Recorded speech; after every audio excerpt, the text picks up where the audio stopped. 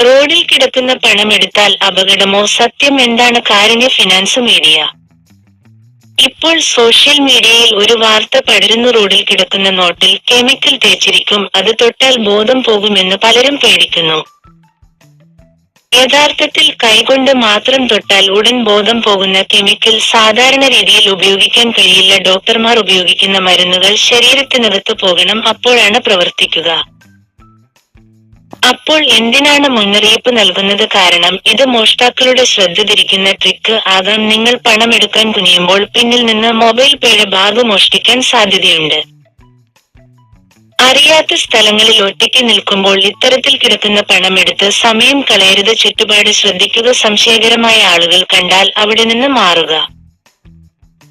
കണ്ടാൽ സമീപത്തെ കടയുടമയെയോ സുരക്ഷാ ജീവനക്കാരനെയോ അറിയിക്കുക. ആവശ്യമായാൽ പോലീസ് ഹെൽപ്പ് ലൈൻ വിളിക്കുക.